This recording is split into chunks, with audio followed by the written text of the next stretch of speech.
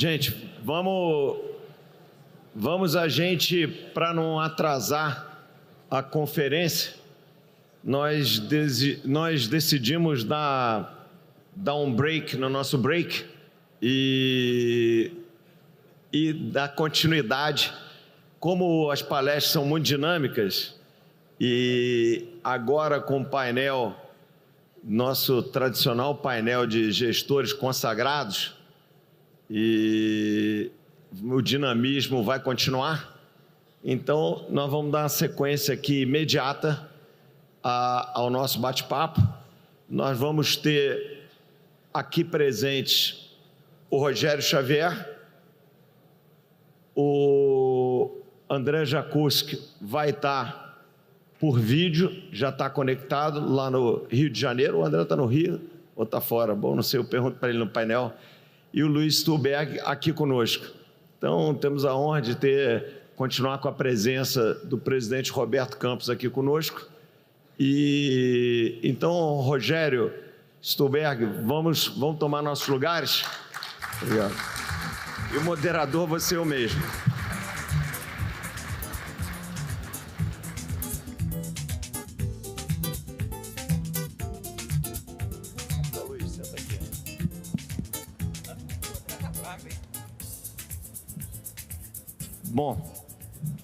Bom dia a todos. André, nos ouve bem?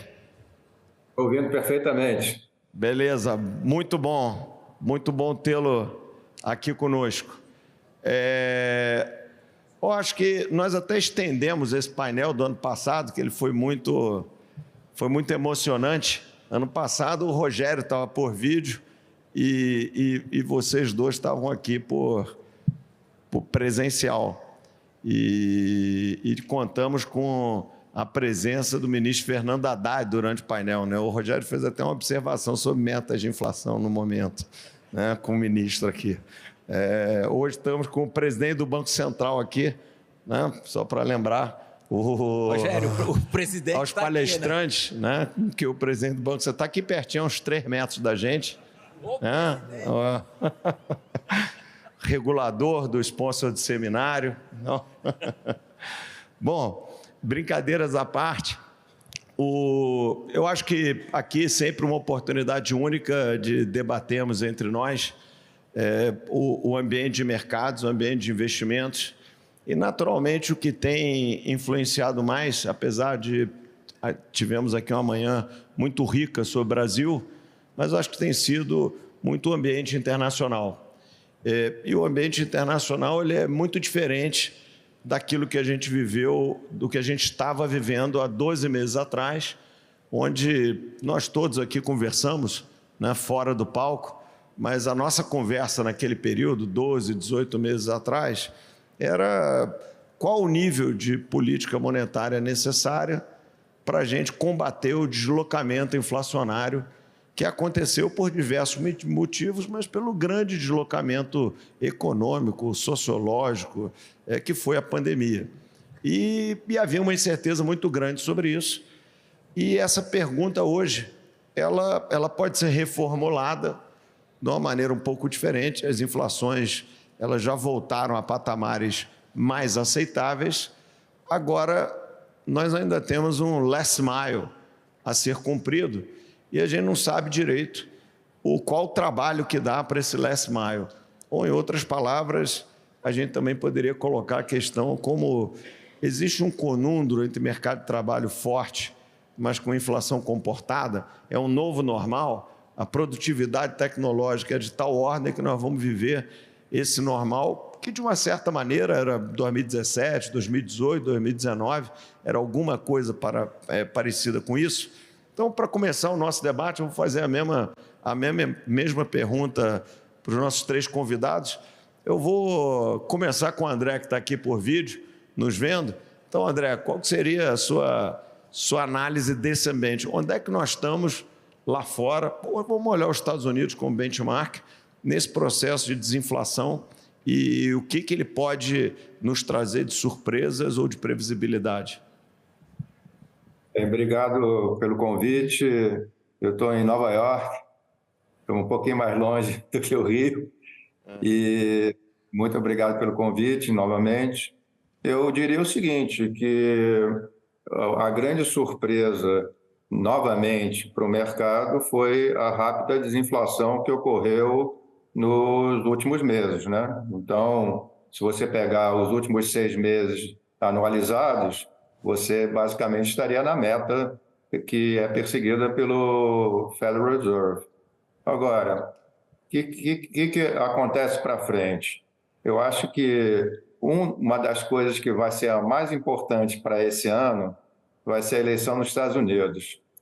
E dado que você tem a eleição nos Estados Unidos e o establishment pensante é todo contra o Trump, porque o Trump pode desestabilizar o geopolítico dramaticamente até a democracia americana, segundo alguns, existe um esforço que vai ser feito de uma maneira intensa de tentar derrubar o Trump. Essa é a minha percepção. Então, eu acho que o Banco Central estaria mais propenso a baixar os juros do que normalmente e o governo Biden também vai gastar mais dinheiro do que você imaginaria que fosse possível normalmente. Como vai ser feito isso? Está no Congresso um pacote que aumenta o gasto em cento e poucos bilhões de dólares, quais seja, você acaba com você pode jogar a despesa pesquisa e desenvolvimento, direto despesa, em vez de depreciar em 5 anos, isso dá 80 bilhões de dólares. Você tem depreciação acelerada, mais uns 30, 40 bilhões de dólares. Você tem o IRA, que é um investimento unbounded, que não tem um limite específico, é um gasto extraordinário que não está contabilizado numericamente. E você tem uma outra coisa que pode ser ter um gasto de mais de 200 bilhões de dólares, e eu acho que vai ser usado, que é o Employee Retention Act.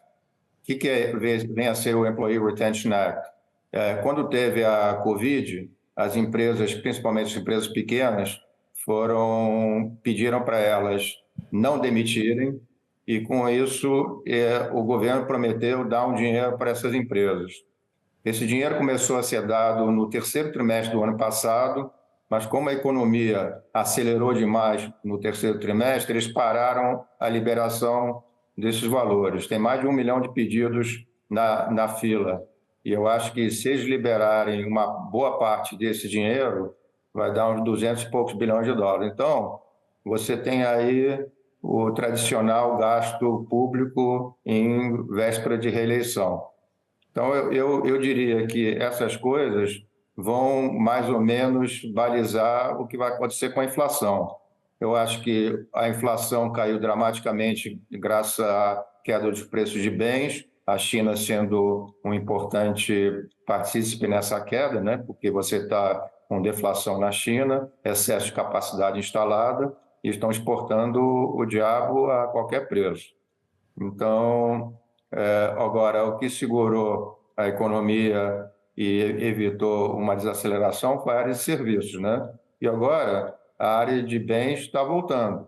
Os estoques caíram e eu acho que quando você vê a ASM e outros indicadores, também na Europa, que a economia estão reequilibrando. A área de serviços continua firme e a área de bens está voltando. Então, eu diria que como você mencionou, o last mile vai ser mais difícil. Mas eu acho que os políticos não estão muito preocupados com isso. Trocar 0,2, 0,3 a mais de inflação pela reeleição do Biden, eu acho que eles estão todos de acordo. Então, essa seria minha consideração sobre o futuro. Agora, eu acho que o que me preocupa muito no horizonte que é indeterminado é a explosão de dívidas dos Estados Unidos. Você, antes da pandemia, a dívida pública era 22 trilhões de dólares, agora está em 34. Então, você teve, a dívida aumentou mais de 50% num período muito curto e continua se gastando dinheiro. Você está com um déficit fiscal entre 6% e 7% dos Estados Unidos como percentual do PIB a pleno emprego. Isso nunca aconteceu. Então, eu acho que tem uma bomba atômica aí com um pavio curto, que é a dívida. Pode explodir daqui a 6 meses, pode explodir daqui a 4 anos. Mas a trajetória é muito ruim, muito ruim. Depois eu acho que, onde a gente for começar a falar de geopolítica, depois eu vou ter outras observações. Isso aí, Rogério, tentando não evoluir para a China ou geopolítica, porque acho que, como o André disse, vamos explorar de outra maneira, só para lembrar, provavelmente o déficit nominal americano esse ano vai ser maior do que o brasileiro. A gente às vezes não se toca disso. Como é que você está vendo essa última pernada do combate à inflação? Bom, na realidade, vamos começar agradecendo ao BTG o convite, os companheiros aqui, é sempre uma honra. Bom, eu tenho considerações um pouco diferentes do André. Em geral, concordo com o cenário, mas eu não vejo a mercado que a eleição do Trump vai ser um problema. A mercado. Pelo contrário, eu acho até que para as corporações americanas, o mercado vai achar bom, porque você vai estar reduzindo impostos. Então, de um país que está acelerando a pleno emprego, ainda vai ter mais estímulo fiscal, eu acho que do ponto de vista das corporações americanas, as pessoas vão achar bom. Não acho que vai achar ruim, não. Então, acho que essa discussão da eleição americana, ela é uma discussão mais para o caminho do protecionismo, das tarifas, da questão geopolítica, de uma questão de mercado. Não vejo com essa preocupação. Também não concordo com a afirmação do André que a Europa está estabilizando. Não está. Na realidade, esse fenômeno provocado pela China, né, está afetando o modelo econômico alemão de maneira intensa. A Alemanha, assim como a China, eles estão vivendo de um esgotamento de modelo. E para o mundo não chega a ser uma má notícia, no final você tem uma grande desinflação feita, e aí eu discordo do presidente Roberto Campos, que ele diz que essa desinflação de bens, que já teve uma contribuição importante, que está perto de se esgotar. Não está. A gente continua vendo a China produzindo um excesso exportável de bens que vai continuar pressionando a inflação para baixo. E uma coisa que a gente leva pouco em consideração, até hoje na ata faz uma passagem discreta por isso, que o mercado, né, o mercado com um conceito geral, ele olha para a inflação passada para fazer os seus reajustes futuros.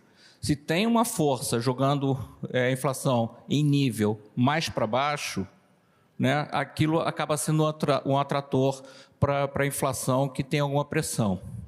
Então, eu acho que o nível de preços vai fazer com que a inflação de serviços fique contida.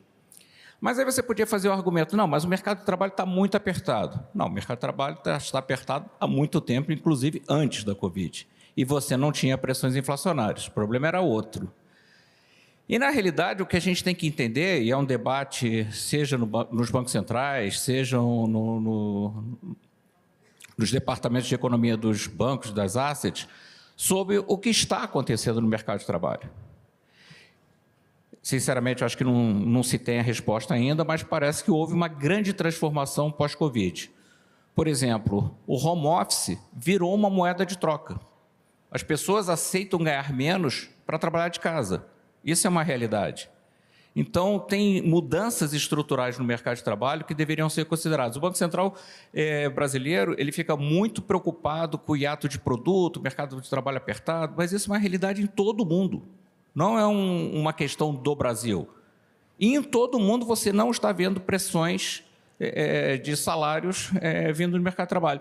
E tem mais uma medida que eu acho que é importante, que pouca gente fala, que é a chamada quit rate, né? A taxa de pedidos de demissão, que está no low, está no mesmo patamar, ou um pouco abaixo, do pré-Covid.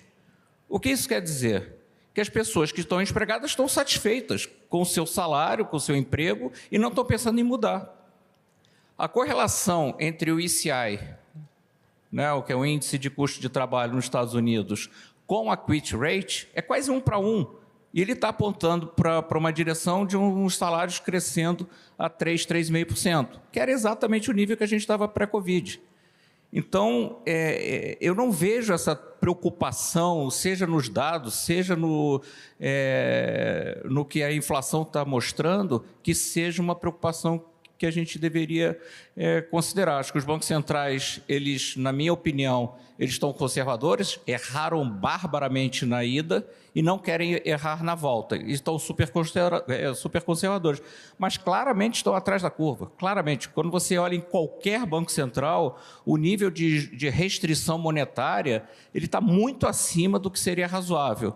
O Banco Central brasileiro ele tem feito um trabalho espetacular no sentido de tentar diminuir o nível de aperto, o excesso de aperto monetário, mas está longe de estar num terreno que seja razoável, né? Quando você mede a inflação corrente, que está aproximadamente em 3,5%, contra 11,25% de juros, é uma barbaridade. A gente não precisava estar nesse nível para trazer a inflação de 3,5% para 3%. Então, parece um claro exagero. Mas é assim nos Estados Unidos, que está rodando como o André falou, a inflação na margem está 2%, a gente está com 5,5% de juros. 3,5% de juros real sobre o overnight é um exagero. Então, mas é assim na Europa, é assim no Reino Unido. Eu acho que o mundo está muito conservador e com muito receio dessa transmissão do mercado de trabalho para a inflação de serviços, e a verdade é que ela não está se materializando. Então, não sei quando que eles vão achar, né, que dá para correr um pouco mais de risco que eles têm corrido até agora. Definitivamente é um mundo novo do ponto de vista monetário, né? O André citou a dívida americana, eu complementei, e tem um episódio interessante, Luiz, antes de você fazer a sua consideração.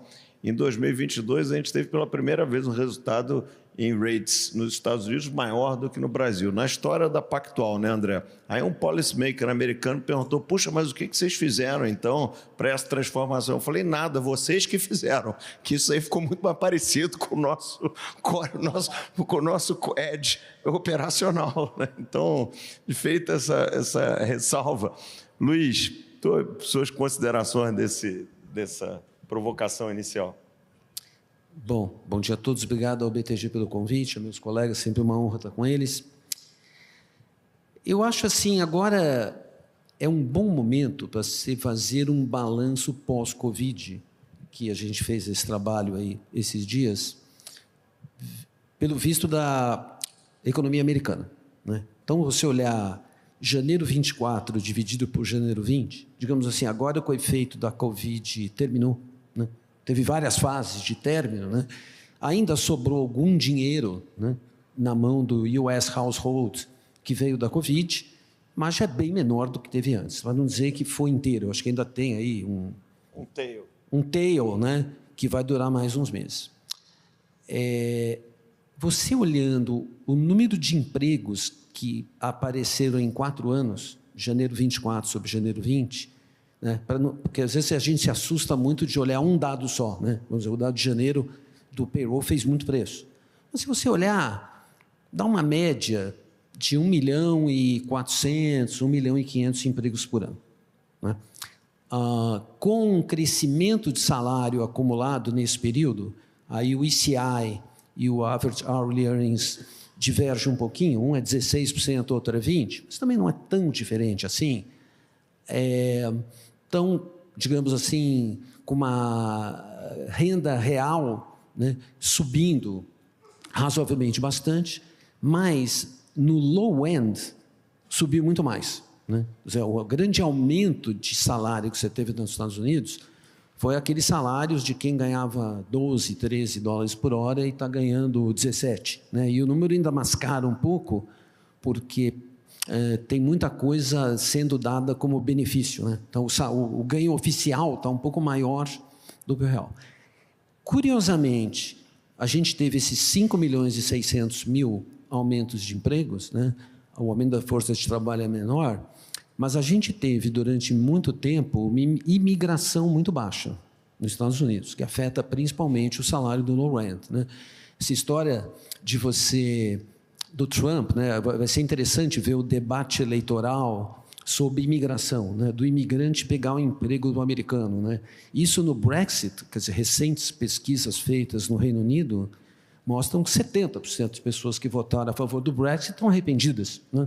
O Rogério conhece bem isso, que no limite o trabalho que quanto o inglês quer ganhar é muito mais do que o estrangeiro, né? Então, mas voltando para os Estados Unidos, quer dizer, ele está tendo de imigração em 2022 e 2023 alguma coisa como 1,5 milhão de pessoas por ano. Quer dizer, quase todo o payroll, os novos, né, jobs, evidentemente, as pessoas não competem pela mesma coisa, né, os imigrantes vão no low end, é assimilado, né, pelo aumento de imigração. Isso é engraçado que isso vinha a um número, assim, antes do Trump, de 500 mil por ano, né? Nos 2 últimos anos do governo Trump, caiu para 200, 300 mil. E, claro, no primeiro ano da pandemia, esse número teve menos 1 milhão, né? É uma imigração reversa, as pessoas saindo dos Estados Unidos. Mas é um número, assim, agora extremamente alto, né? É algo que vai ser debatido como um core point na eleição, né? No debate eleitoral, mas mais do que isso, o número de pessoas que está sendo presa na fronteira, tentando entrar nos Estados Unidos, eu fiquei pasmo, a gente olhou 2 bases de dados diferentes, né? Mas isso é Border Patrol apreensões, está em 200 mil por mês. 2.400.000 pessoas em 22 e 23 foram barradas na fronteira. E eu só consigo entender por que isso subiu tanto, que esse número vinha de 25 mil por mês e hoje está em 200, porque depois do Trump veio o Biden, e a sensação do imigrante ilegal é, bom, com o Biden lá, vão me deixar entrar. Mas, na verdade, o Biden fez recorde de apreensão e eu acho que ele vai colocar isso na campanha eleitoral, né? Então, assim, o mercado de trabalho, isso eu concordo com o ponto do Rogério, a gente está hoje meio que no melhor dos mundos, né? A gente esperava que o last mile da inflação fosse muito mais difícil do que foi, né? Não é que o last mile ainda vai ter, o last mile já teve, né? No PCI, né? Se você tirar no Core PCI a parte que é rent, né? Que está andando ainda a 4% ao ano, o resto está andando a 1,5%. Né? E rent, os últimos dados de rent, de new tenants, né, que saiu na última publicação, já veio com 4,6% ao ano de queda, né? Então, eu diria assim, você tem so far, um cenário que a gente considera muito positivo, com os Estados Unidos voltando ao cenário que era nos anos de 10 a 2020, com o crescimento do PIB robusto, o emprego robusto e com uma inflação controlada, né? Evidentemente que os dados de janeiro, né, deram um choque nos mercados, né, por conta de warning de bancos centrais, payroll muito alto, mas a gente não acha que isso vai continuar dessa forma.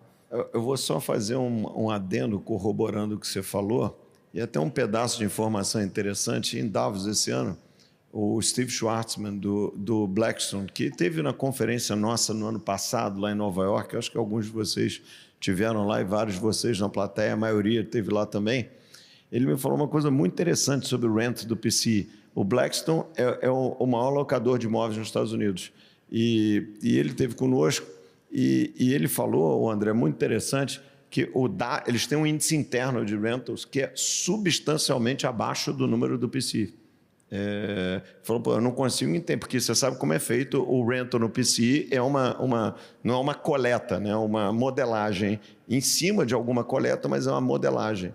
E no Blackstone, o número calculado lá na boca do caixa, entre aspas, é muito mais baixo do que o número que eles veem na inflação. Então, só para corroborar um pouco do que você falou. Sim, só para finalizar, quer dizer, então a gente tem esse mundo onde você vai ter daqui a alguns meses uma inflação rodando perto de 2% e com um juro nominal de 5,5%. Né?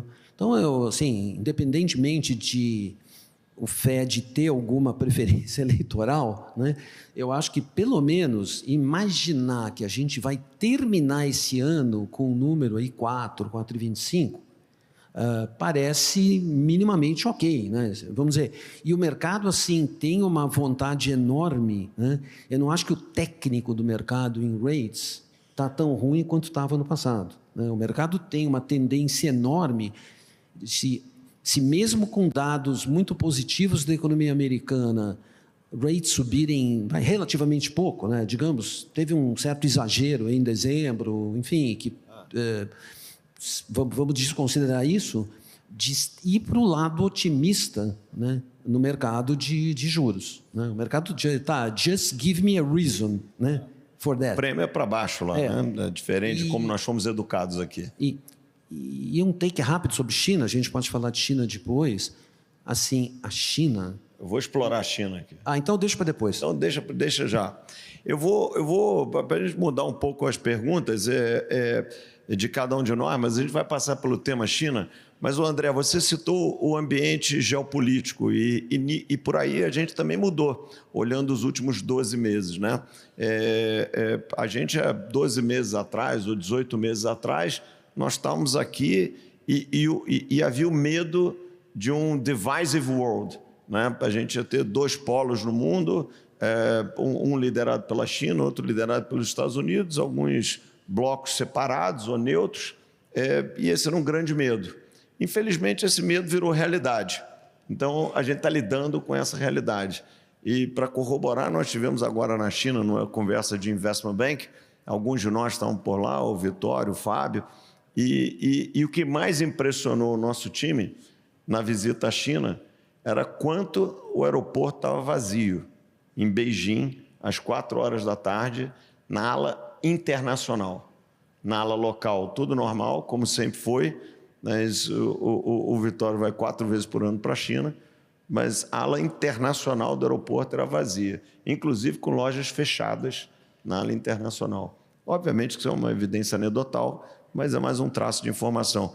André, você citou a geopolítica. Como esse mundo mais dividido, qual a consequência dele ou como ele vai influenciar os mercados, na tua opinião?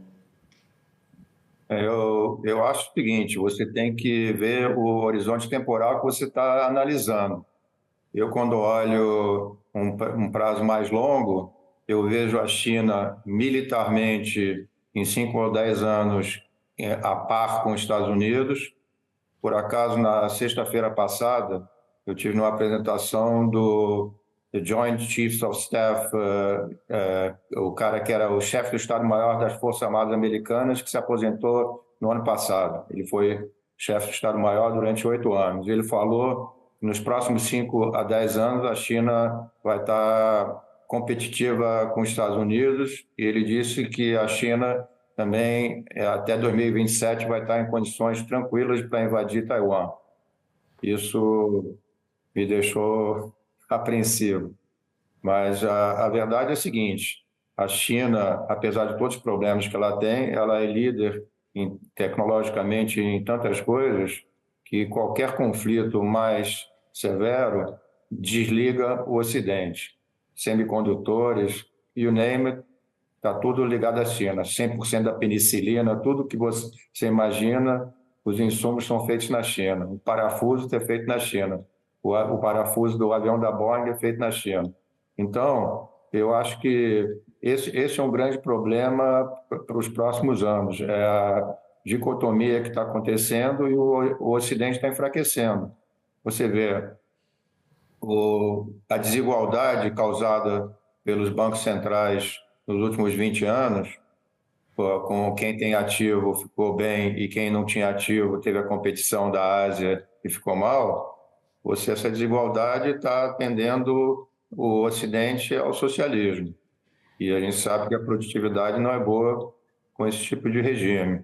E também tem pequenas coisas que aconteceram que a gente não dá tanta importância, mas você vê o problema o que foi causado pelo smartphone. Hoje em dia, as pessoas não leem, não fazem mais nada, só ficam lá olhando Instagram, TikTok.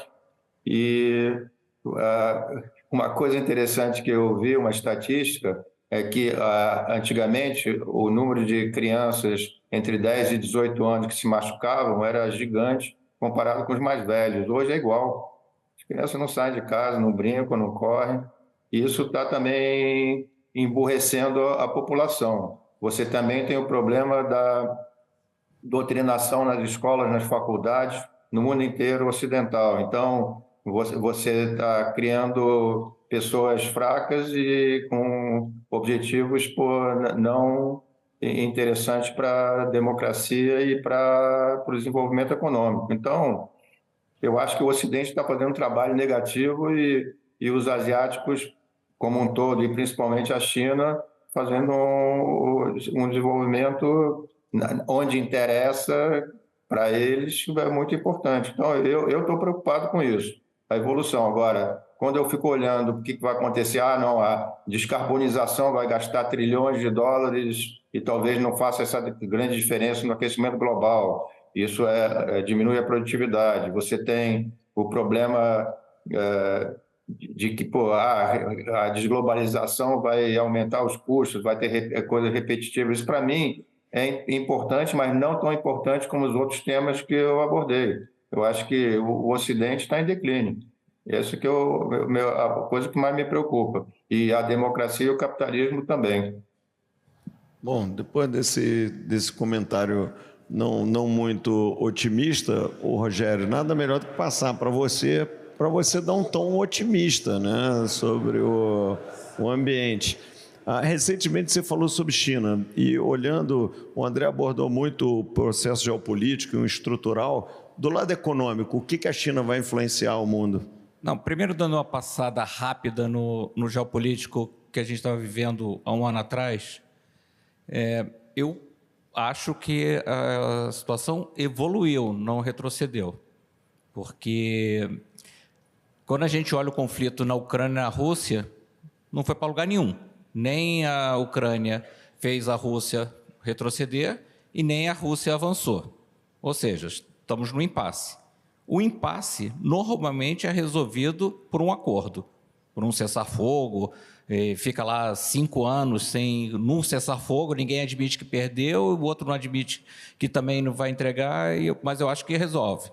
Lembrar que a situação há um ano atrás era que a Ucrânia ia ficar sem gás, sem energia, a Europa ia ficar sem energia, né?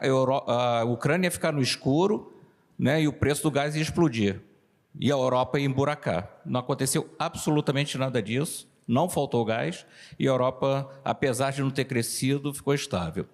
A questão no Oriente Médio também parece bem encaminhado. Parece que Israel dominou, não aniquilou o Hamas, mas a força do Hamas foi aniquilada.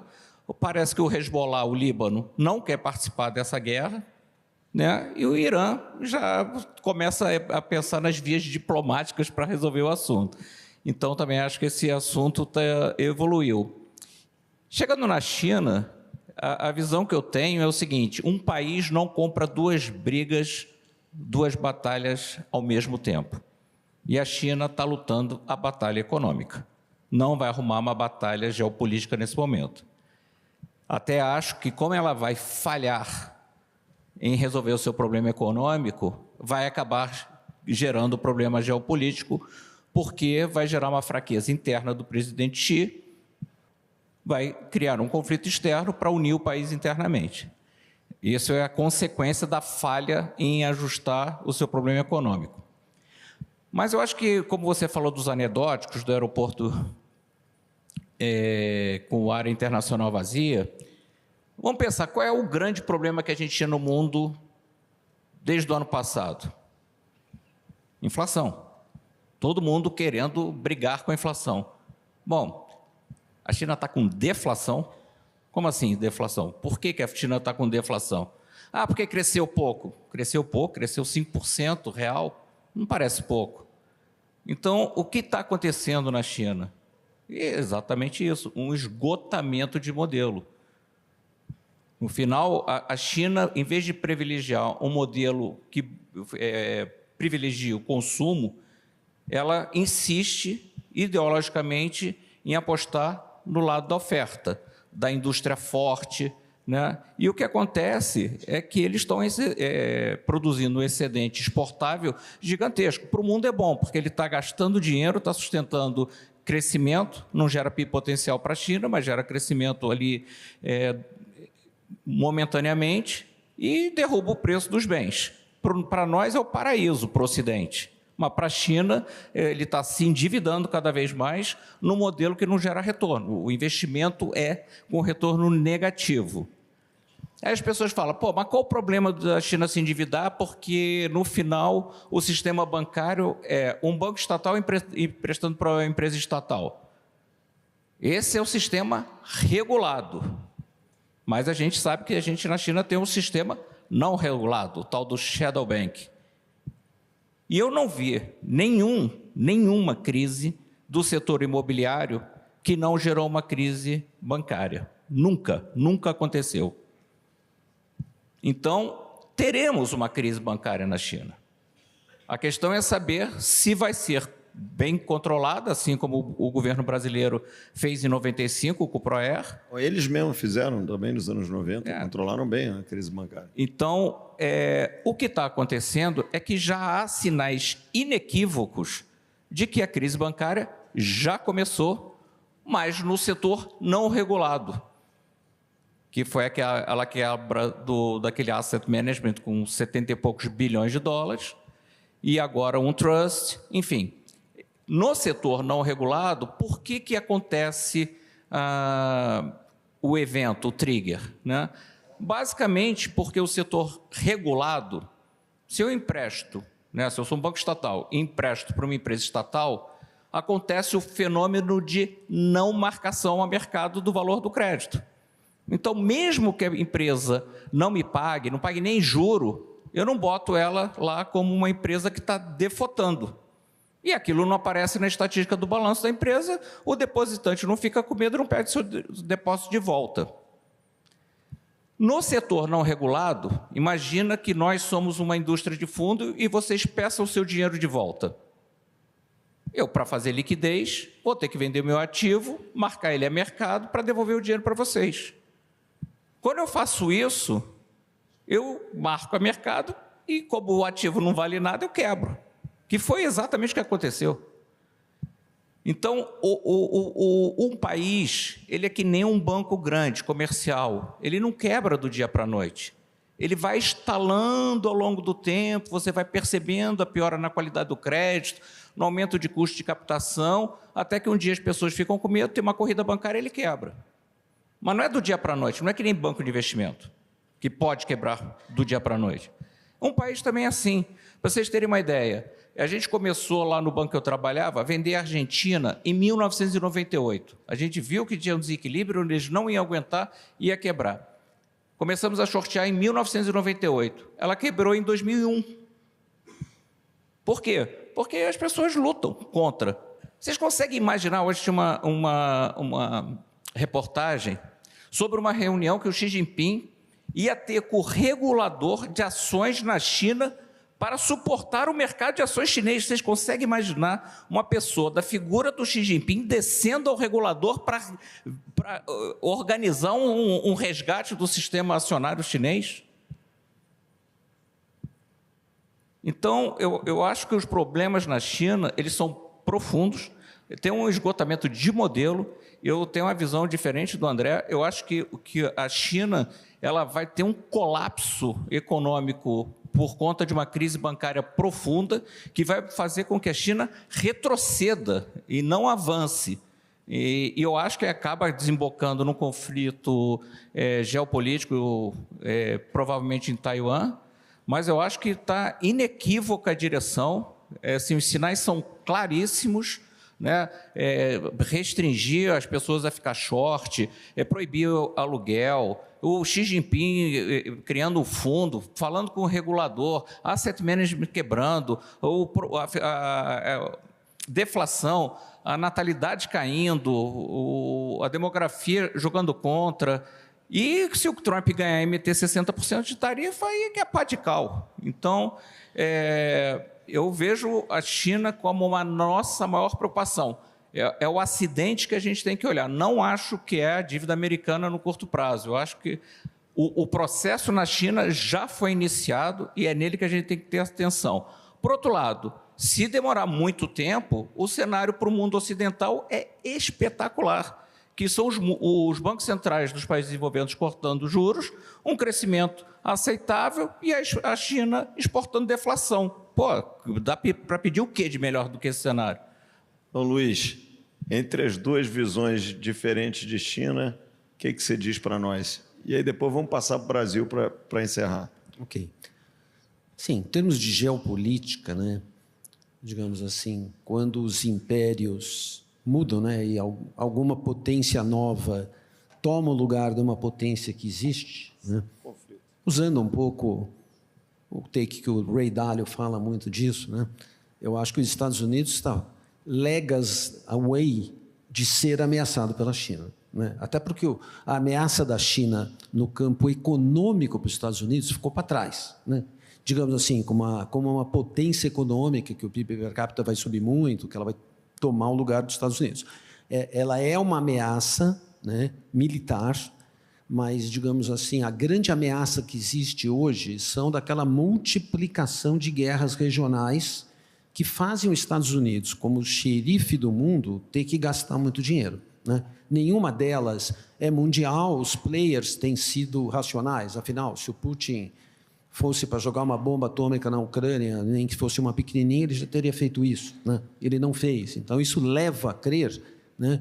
É claro que o player mais difícil de você achar que será racional no mundo de hoje é o Hamas, né? Vamos dizer assim, porque eles não têm se comportado dessa forma, mesmo sabendo que, provavelmente, a proxy deles, que é o Irã, vai ter um comportamento racional dentro do possível, né? Mas isso tudo faz os Estados Unidos ganhar mais dinheiro, gastar mais dinheiro, e não é pouco, né? Pensa assim, o Trump ganha. O que ele vai dizer da verba para a Ucrânia em 2025? Eu não acho que o Trump vai ser ruim para a economia, eu concordo com o Rogério, né? E certas coisas que ele diz que vai fazer, né? Como ele falou que faria um muro com o México, ou que vai deportar todos os mexicanos, isso aqui é um negócio eleitoral que depois não será feito, né? A gente sabe que a eleição você fala uma coisa depois, e além de tudo, o cenário mais provável é o Trump ser eleito, mas com um Congresso democrata, né? O que limita o poder dele. Agora, voltando para a China, que é a maior ameaça, quer dizer, a China, ela tem um mercado imobiliário overvalued, né, com problemas sérios, mas um cenário mais provável, como diz o Rogério, é o demand true, ou seja, se você olhar o que aconteceu no Japão em 1990, o mercado acionário desabou em um ano e o preço de terra e imóvel ficou caindo por 20 ou 30 anos. Então, vamos dizer assim, o mais provável que isso aconteça, isso tem que acontecer, porque um dos motivos que as famílias chinesas não querem ter filhos, não é o único, é porque os imóveis estão muito unaffordable, né? Mas a gente, longe de imaginar um momento Lehman Brothers na China, os households chineses estão pagando os mortgages, até porque lá o down payment para você comprar um imóvel é grande, não é como nos Estados Unidos que o down payment não é que era zero, era negativo, né? Você financiava o imóvel, a mudança, os móveis, a dentadura do cachorro, whatever, né? Na China não é assim, o que implica, né, que para uma massa de salários que pode entrar numa estabilidade ou até deflação, o serviço da dívida para os households vai ficar mais pesado e, assim sendo, a propensão marginal ao consumo diminui. Esse é um problema sério que a China tem. O que a China tem de muito bom? Os números são muito impressos. Em 2019, a balança comercial da China foi de cerca de 320, 330 bilhões de dólares. Em 2023, foi 800, né? E todo mundo achava que deu aquele salto na Covid, né, de goods versus services, passou a Covid e a China continua crescendo, e não é só para os Estados Unidos que ela exporta, ela é um exportador de bens de qualidade, subindo no value chain da cadeia, em números muito impressionantes. O que significa, na minha opinião, que aonde, vamos dizer assim, o problema vai estar, caso o Trump ganhe, onde você vai ter um challenge geopolítico, é que se o Trump subir, né, os impostos, as tarifas de importação da China, num número como 60%, 70%, vamos dizer, você deixa a China sem ter da parte dela o que ela tem de melhor hoje, que é a parte da economia, que está indo muito bem.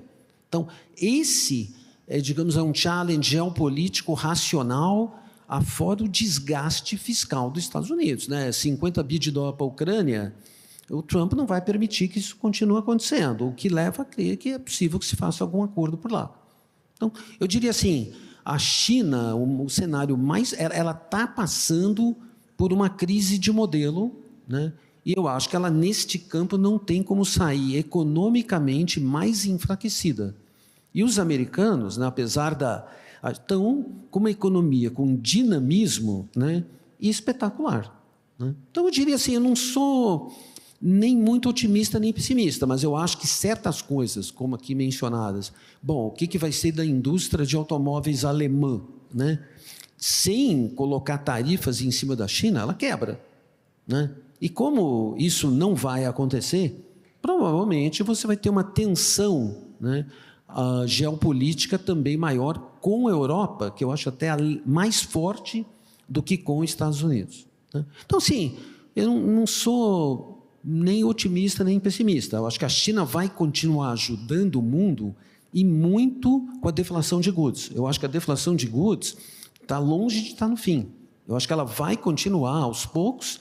Isso vai, de novo, ser otimista para o mundo, porque ela vai beneficiar uma inflação mais baixa, juros mais baixos, então um crescimento maior, com real rates nos Estados Unidos e na Europa menor.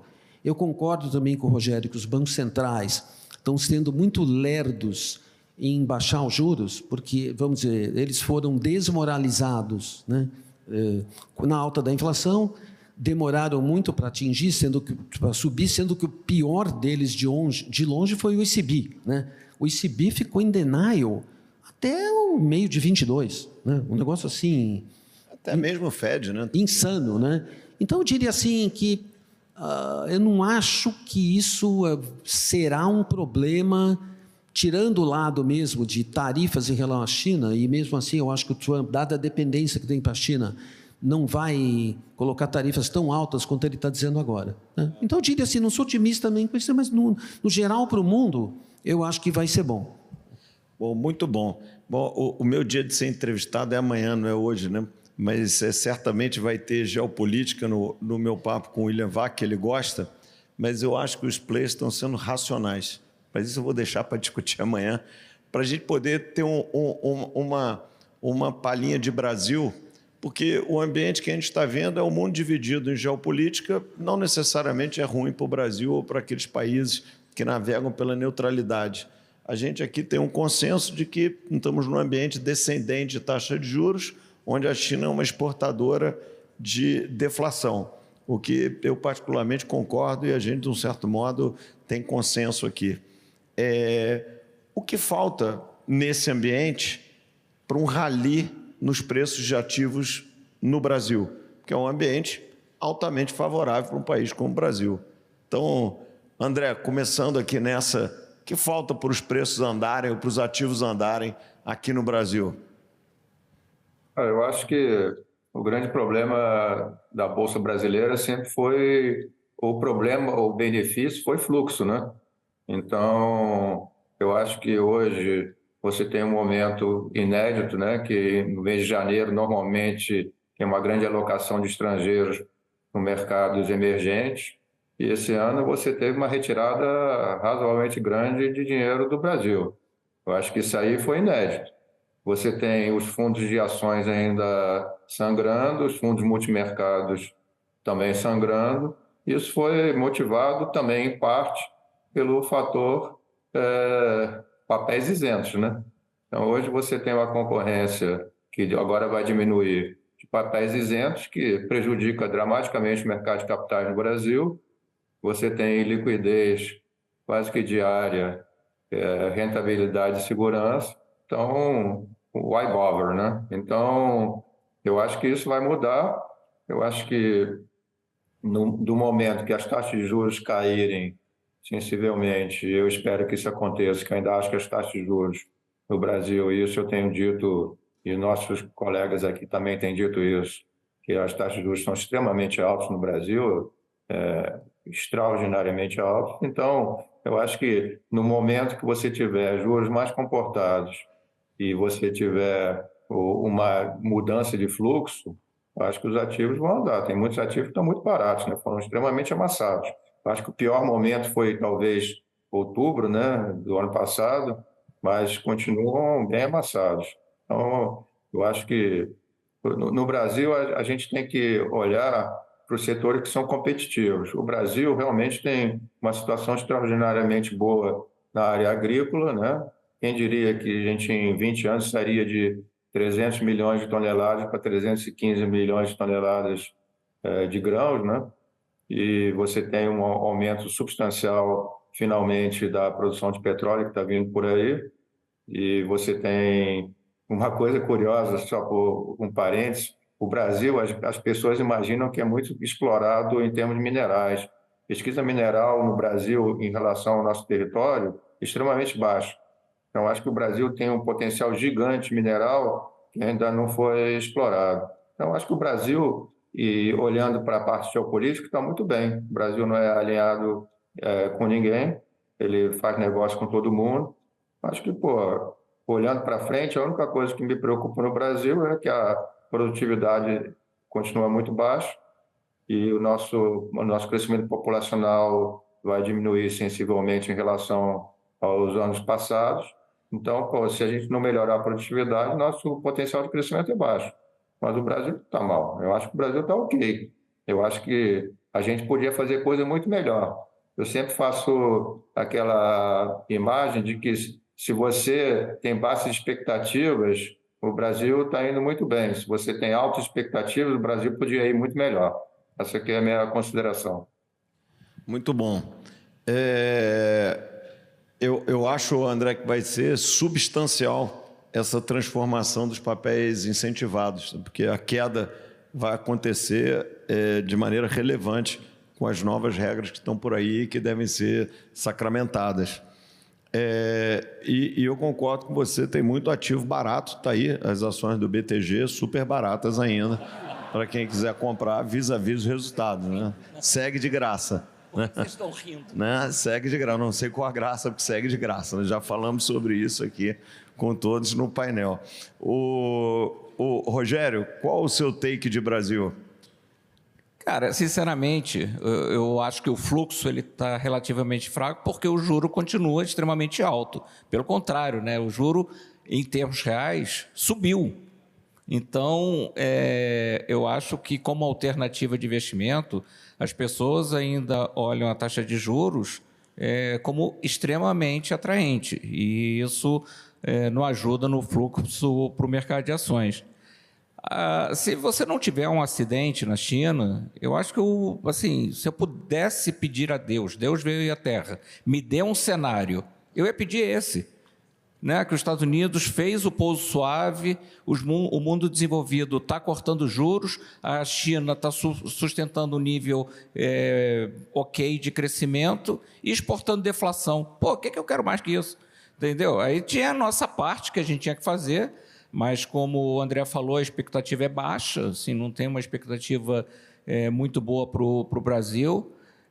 Assim, o que a gente está fazendo internamente, ou seja, o Beta Brasil, só para adicionar isso no cenário de vocês dois, que ainda estão falando sobre o tema, está influenciando positivamente, acho que negativamente, não. Ou vocês acham que está neutro? Neutro. Não está nem ruim o suficiente para deteriorar e nem bom o suficiente. Eu acho que o Brasil vai ser sardinha. O Brasil vai andar com o resto do mundo. Se o mundo for bem, o Brasil vai bem. Eu acho que o Brasil não está produzindo nenhum idiosincrático, né, que vá afetar o fluxo a favor ou contra ele. Então, o que eu acho que vai determinar, né, o trigger para as economias emergentes começarem a andar é quando o mundo desenvolvido começar a cortar os juros. Aí eu acho que você vai... que é normal, o normal é esse mesmo. Então, eu acho que pena o presidente Roberto Campos não está aqui, eu acho que está um exagero. Assim, a taxa de juros no Brasil assim, não faz sentido. Ele ouviu a primeira parte do painel, né? Aí teve que ir para um compromisso. Não, mas assim, ele está fazendo um excelente trabalho. Tá? Eu jamais, no meu melhor sonho, imaginei que o Banco Central pudesse ter feito a meta em 2023. Assim, tem que tirar o chapéu e dizer, ó, você estava correto, você fez um excelente trabalho. Quando você olha para 24, também, assim, a probabilidade, né, da inflação ficar no centro da meta ou, eventualmente, abaixo do centro da meta é muito grande. Tanto nós quanto o BTG temos inflação já muito próximo da meta. E, assim, não há justificativa para o juro estar tão alto como eles estão carregando. Enfim, eu acho que o presidente Roberto Campos tem uma visão muito pessimista assim, do potencial que pode acontecer no cenário externo, e eu acho que a visão é diferente, né? Europa e Inglaterra, eles estão mortos, assim, se você vê o consumo das famílias, não tem dinamismo nenhum, o modelo econômico na Alemanha está totalmente esgotado, então o ECB e o BOE vão cortar os juros, mas para baixo do neutro. E nos Estados Unidos, eu acho que a gente vai reduzir o excesso de aperto monetário. Quando acontecer isso, acho que os mercados vão andar. Você acha que a gente precisa esse início de ciclo? Porque a gente tem um risco, bom, o juro não vai cair em março do Fed. Pode ser que não caia em maio. Continuar essa dicotomia de onde é que está o mercado de trabalho, tal, não é impossível que o Fed espere até junho. Sem o Banco Central, mas só que aqui vão ter rodadas, a gente vai continuar caindo o juro e nós vamos chegar ali no meio do ano um juro, um patamar. Mas a gente vai precisar do mundo para poder ter um impulso. Eu acredito que sim. E eu particularmente acho que o argumento que vai permitir o Fed cair em maio, ele vai estar presente em março, que é a inflação caminhar ali para 2,4, 2,3 no core inflation, que ele, Powell, na entrevista desse fim de semana, falou que ele não vai esperar a inflação estar a 2 para ele começar a cortar os juros. Bom, se é 2,3, 2,4 não é o ponto, então eu não estou entendendo o que ele está falando. Mas a comunicação não está também da melhor, né? Tá. Não, até porque quem botou a expectativa de março foi o Fed na reunião de dezembro, que o mercado estava para maio. E principalmente na entrevista. Incrível, mas enfim. Bom, Luiz, o seu take de Brasil para a gente encerrar aqui. Não, o Brasil é um país que os ativos são baratos, né? A bolsa é barata e para você, assim, quando você olha os 3 ativos, a bolsa é barata, né? O câmbio está hoje 5% acima do fair value, né? Nos modelos de todo mundo, que é meio normal onde ele sempre teve, né? Das variáveis é que ela tem menos prêmio fiscal, né? E é natural porque... Tem o prêmio no carrego, talvez. Tem um prêmio no carrego que é grande. Então, se você coloca... o problema do câmbio é que se você se posiciona, né, comprando dólar, custa um carrego imenso, né? Então, eu acho que, dadas as excelentes condições cambiais que vigem no país hoje, né, quem ia imaginar um déficit em conta corrente em torno de 1%, né, do PIB, né, balança comercial de 100 bi, área plantada crescendo, exportação de minério, de petróleo crescendo. Então, a gente está nisso no melhor dos mundos e vai melhorar, né?